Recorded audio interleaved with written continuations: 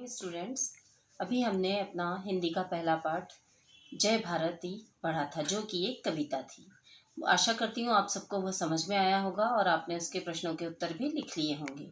आज हम अपना दूसरा पाठ स्टार्ट कर रहे हैं, जिसका नाम है योग और स्वास्थ्य। इसको पढ़ने से पहले हमको योग और स्वास्थ्य, ये दोनों चीज़ें क्या है और इसका किस प्रकार संबंध है और किस प्रकार योग स्वास्थ्य के लिए लाभदायक है, यह समझना आवश्यक है। योग अर्थात युज, यह संस्कृत शब्द से बना है। युज का अर्थ होता है जुड़ना, अर्थात मन, भावना और हमारे शारीरिक स्वास्थ्य, इन सब का जुड़ना, जो कुछ आसनों के द्वारा हम इसको संभव कर सकते हैं, जिससे हमारे स्वास्थ्य को लाभ मिल सकता है। योग योग क्या है? योग मतलब हमें जो हमारे शरीर को स्वस्थ बनाने के लिए आवश्यक है, कुछ आसन, कुछ व्यायाम, जिसको हम योग कहते हैं। इसके द्वारा हम अपने शरीर को स्वस्थ रख सकते हैं। तो इस पाठ में योग के महत्व को बताया गया है कि वह किस प्रकार हमारे स्वास्थ्य के लिए लाभदायक है, उपयोगी है और किस प्रकार हमें रोगों से दूर रखता है। इसलिए इस पाठ में जो बताया गया है कि योग हमें किस प्रकार करना चाहिए। नियमित हमें अपने जीवन में डेली नियम से योग को अपने जीवन में लाना चाहिए, मतलब नियमित रूप से करते रहना चाहिए। डेली किसी न किसी प्रकार का एक आसन जरूर करना चाहिए। अगर आपको ज़्यादा समय मिलता है तो आप उसको ज़्यादा भी कर सकते हैं, कम समय मिलता है तो आप थोड़ा कम भी कर सकते हैं, परंतु उसे नियमित रूप से अपने जीवन में लाना आवश्यक है, ताकि हम स्वस्थ रह सकें, रोगों से मुक्त रह सकें। और वर्तमान में जो बीमारी चल रही है, कोरोना नामक महामारी चल रही है, इस बीमारी से लड़ने में भी योग महत्वपूर्ण स्थान रखता है। जो लोग बीमार हुए हैं, जो लोग हॉस्पिटल में एडमिट हैं, जो क्वारंटाइन रहते हैं, उनको डॉक्टर्स के द्वारा या वहाँ पर जो भी उनके साथ उनको चिकित्सकीय सेवाएं दे रहे हैं, वो लोग भी उनको योगासन सुबह सुबह रोज करवाते हैं, जिससे उनको बहुत फ़ायदा हो रहा है और जिससे वो अपनी इस बीमारी से लड़कर घर वापस लौट रहे हैं। तो इसलिए योग हमारे जीवन में अत्यंत ही आवश्यक है। अब हम आगे इस पाठ में पढ़ेंगे कि योग के बारे में हमें क्या बताया गया है। हमारे जीवन में योग का महत्वपूर्ण स्थान है। इस बात को आज से हजारों वर्ष पहले सर्वप्रथम योगिनी माँ गोणिका ने समझा और महर्षि पतंजलि के द्वारा धरावासियों को लाभान्वित करवाया। तो योग हमारे जीवन में महत्वपूर्ण है। ये मैंने आपको अभी पहले भी बताया और अभी फिर बता रही हूँ कि योग का मनुष्य के जीवन में स्वस्थ रहने के लिए महत्वपूर्ण स्थान है, जिसको सबसे पहले इस योग को हमारे देश में हजारों वर्ष पहले माता योगिनी अर्थात दुर्गा माँ, चामुंडा माता या अलग अलग नाम, जो देवी के जो अलग अलग नाम हैं, जिनको हम अलग अलग नामों से जानते हैं, पूजा करते हैं, उस माता ने उसको समझा और फिर उनके बाद महर्षि पतंजलि ने उसके बारे में पूरा अध्ययन किया, उसको समझा, उसके आसनों को समझा और इस पृथ्वी पर रहने वाले लोगों को उससे परिचय कराया और उसके लाभ बताए, उससे किस तरह स्वस्थ रहा जा सकता है, यह सब लोगों को समझाया। धीरे धीरे योग की सभी विधियां प्रचलित होती गई। आज संपूर्ण विश्व में योग के द्वारा असंख्य प्राणी स्वयं को लाभान्वित कर रहे हैं। तो धीरे धीरे योग के अलग अलग आसन आते गए और अलग नए नए आसन, मतलब कि जितने भी उसके आसन होते हैं वो सब धीरे धीरे एक के बाद एक परतों के रूप में खुलते गए, लोगों को पता चलते गए और हर शरीर के हर अंग के लिए अलग अलग प्रकार से अलग अलग योगासन बने, जो बताए गए हैं महर्षि पतंजलि के द्वारा कि शरीर के हर अंग के लिए उनको स्वस्थ रखने के लिए अलग अलग प्रकार के आसन हैं, जैसे कि रीढ़ की हड्डी के लिए, पेट के लिए, हाथों के लिए, पैरों के लिए, घुटनों के लिए, मस्तिष्क के लिए। इस प्रकार हर शरीर के हर अंग के लिए योग अलग अलग प्रकार के आसन है, जो आज पूरे विश्व में सभी लोग इसको अपना रहे हैं, अपने जीवन का नियमित भाग बना रहे हैं और नियमित रूप से योगासन करते हैं। यह एक ऐसा स्वास्थ्यवर्धक साधन है जिसको अपनाकर मनुष्य आजीवन रोग मुक्त रह सकता है। अर्थात यह स्वस्थ रहने के लिए एक ऐसी अचूक औषधि रामबाण इलाज जिसको कहा जा सकता है, या संजीवनी बूटी के रूप में कहा जा सकता है, यह मनुष्य के लिए योगासन है, जिसके द्वारा मनुष्य पूरे जीवन, जब तक कि उसकी मृत्यु नहीं हो जाती, जब तक वो जीवित रहता है, तब तक बिना किसी रोग के स्वस्थ रह सकता है। किसी भी प्रकार की बीमारियां उसको जकड़ नहीं सकती है, वो बीमारियों से दूर रह सकता है। हमारे ऋषि मुनियों की आयु और सेहत का रखवाला हमेशा से योग ही रहा है। हमारे देश में अनेक ऋषि मुनि हुए हैं, और वे ऋषि मुनि हमने देखा है, आज भी हम बहुत सारे ग्रंथ पढ़ते हैं जिसमें हमें ऋषि मुनियों के बारे में जानकारी मिलती है। उसमें हम देखते हैं कि ऋषि मुनियों की उम्र बहुत लंबी होती थी, वे दीर्घायु होते थे। तो क्योंकि वे लोग योगासन करते थे, इस योग के बारे में जानते थे, और इसके द्वारा ही वे अपना अपने स्वास्थ्य का ध्यान रखते थे।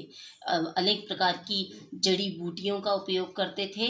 आज की जो दवाइयों का हम प्रयोग करते हैं वो सिर्फ थोड़े समय के लिए हमारे शरीर को स्वस्थ रखती है, और फिर हम वैसे ही बीमार होने लगते हैं, बीमारी महसूस करने लगते हैं अपने आप को। परंतु वो लोग जो जड़ी बूटियों का प्रयोग करते थे और योगासन करते थे, उससे वे लंबे समय तक स्वस्थ रहते थे। इसीलिए हमारे यहाँ के ऋषि मुनि लंबी आयु तक जीवित रहते थे। हमारे देश में गुरुकुल की प्रथा रही है, जहाँ शिक्षा के साथ साथ व्यायाम के द्वारा शरीर को स्वस्थ रखने की कला भी सिखाई जाती थी। हमारे यहाँ बहुत समय पूर्व से गुरुकुल की व्यवस्था थी, मतलब बच्चे स्कूल में नहीं जाते थे, आज के समान स्कूल नहीं होते थे। उस समय गुरुओं के आश्रम होते थे, और आश्रम में ही सभी बच्चे जाते थे और वहीं रहकर पढ़ाई करते थे। वे घर नहीं आते थे। जैसे आज के बच्चे सुबह स्कूल जाते हैं, दोपहर तक घर आ जाते हैं, वैसे वो नहीं होते थे। वो लोग अब एक बार स्कूल जाते थे तो जब तक उनकी पढ़ाई पूरी नहीं होती थी, तब तक आश्रम में रहकर ही पढ़ाई करते थे। अर्थात अपने जीवन का बहुत समय अपने गुरुकुल में बिताते थे, जब तक उनकी शिक्षा पूरी ना हो जाए। और वहाँ पर वे पढ़ाई के साथ साथ व्यायाम के बारे में जानते थे, योग के बारे में भी जानते थे, और उन्हें अस्त्र शस्त्रों की शिक्षा भी गुरुओं के द्वारा दी जाती थी। अगर हम बाल्यावस्था से ही अपने जीवन में नियमित रूप से योग करें, तो हम अपने शरीर को रोग मुक्त रख सकते हैं। अर्थात योग करना बचपन से ही शुरू कर देना चाहिए, उसके लिए कोई उम्र का बंधन नहीं है। जैसे कि आज हम देखते हैं कि बुजुर्ग बहुत सारी बीमारियों से जूझ रहे हैं, और अब उनको जब योगासन के बारे में पता चलता है तो वो योगासन कर रहे हैं, और उसके द्वारा अपने स्वास्थ्य का लाभ तो ले रहे हैं, परंतु इसके लिए कोई उम्र का बंधन नहीं है कि बुजुर्ग व्यक्ति ही योगासन करें या जवान व्यक्ति ही योगासन करें या बच्चे इसको नहीं कर सकते, ऐसा नहीं है। बचपन से ही योग को करना चाहिए, योग को अपने जीवन में नियमित रूप से करना चाहिए, जिससे हम हमेशा स्वस्थ रहें, हमको बहुत सारी दवाइयों का सेवन ना करना पड़े। योग की अनेक विधियां हैं, और यह हमारे अंगों से संबंध रखती है। योग जो है उसके अनेक प्रकार है, अनेक प्रकार के योगासन होते हैं जो हमारे शरीर के हर अंग से संबंध रखते हैं। अलग अलग अंगों के लिए अलग अलग तरह के योगासन होते हैं। हाथ के लिए, पैर के लिए, आँखों के लिए, कानों के लिए, शरीर की हड्डियों के लिए, अर्थात शरीर के प्रत्येक अंग के लिए अलग अलग योगासन हमें दुर्लभ वरदान स्वरूप मिले हुए हैं। जैसा कि मैंने बताया आपको कि अपने शरीर के हर अंग के लिए योगासन है, अलग अलग प्रकार के योगासन है। तो ये जो सारे योगासन हैं हमें एक दुर्लभ, मतलब जो कहीं ना मिलने वाली औषधि, उस प्रकार उस औषधि के समान योगासन है जो हमारे शरीर को स्वस्थ रखता है। इसके लिए हमें कोई बहुत मेहनत नहीं करनी होती है, बहुत पैसा नहीं खर्च करना होता है, बहुत समय नहीं देना होता है।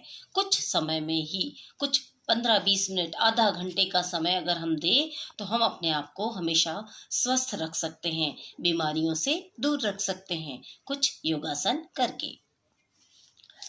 हम इन योगासनों के लाभ से स्वयं के शरीर को वंचित रखते हुए अपना आधा जीवन व्यतीत कर लेते हैं।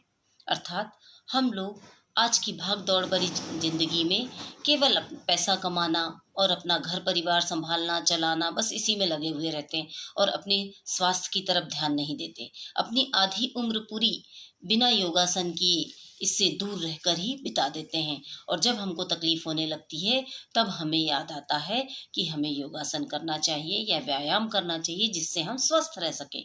तो हम अपनी लंबी आयु अपनी आयु का एक आधे से ज़्यादा हिस्सा इसी तरह भाग दौड़ भरी जिंदगी में व्यतीत कर देते हैं। जब हम बढ़ती आयु के साथ आने वाली समस्याओं से ग्रसित हो जाते हैं तब हमारा आकर्षण योग की तरफ बढ़ता है। अब जैसे जैसे हमारी उम्र बढ़ती जाती है तब हमको बहुत सारी बीमारियां घेर लेती है। हमारे शरीर के अंगों में, अलग अलग अंगों में अलग अलग प्रकार के दर्द होने लगते हैं, तकलीफें होने लगती है। तब हम योगासन की तरफ झुकते हैं और उस तरफ हमारा झुकाव होता है। तब हम योगासन करने के लिए प्रेरित होते हैं कि योग करना चाहिए और योग से अपने शरीर को स्वस्थ रखना चाहिए। बढ़ती उम्र की बात करें तो लोग अपने शरीर को योगासनों के द्वारा रोग मुक्त रखने में आशातीत सफलता हासिल कर रहे हैं। देखा जाए तो बढ़ती उम्र में भी हमने देखा है कि बुजुर्ग लोग आजकल बहुत ज़्यादा, जो कुछ रिटायर लोग हो जाते हैं, कुछ बुजुर्ग होते हैं जो घर पर ही रहते हैं, वो लोग सब योगासन करते रहते हैं और योगासन के द्वारा वे अपने शरीर को स्वास्थ्य लाभ प्रदान करते हैं और अपने शरीर को रोग मुक्त रखते हैं। और बहुत सारा उनको उससे फ़ायदा मिल रहा है, उससे उनको सुविधाएं उससे उनके शरीर को बहुत फ़ायदा हो रहा है कि उनको डॉक्टर की दवाई कम से कम लेनी पड़ रही है और योगासन के द्वारा वे अपने शरीर को स्वस्थ रख रहे हैं। ऐसे अनेकों उदाहरण हमें हमारे आसपास ही देखने व सुनने को मिलते हैं, जहां हम देखते हैं कि बुजुर्ग दंपत्ति जिन्हें बढ़ती उम्र के प्रभाव से अनेक रोगों ने जकड़ लिया था, अनेक प्रकार की बीमारी के लिए दवाइयों का प्रयोग करने के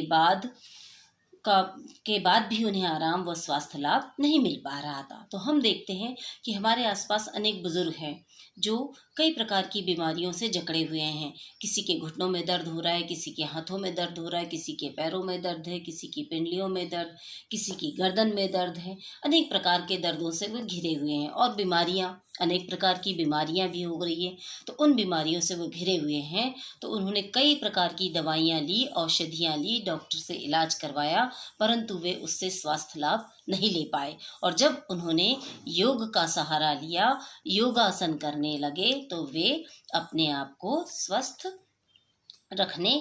स्वस्थ रहने लगे और उनके स्वास्थ्य में धीरे धीरे बदलाव आने लगा। इस प्रकार वे योगासन के द्वारा अपने स्वास्थ्य को स्वस्थ रखने लगे। Thank you. इसके आगे हम अब अगले वीडियो में पढ़ेंगे।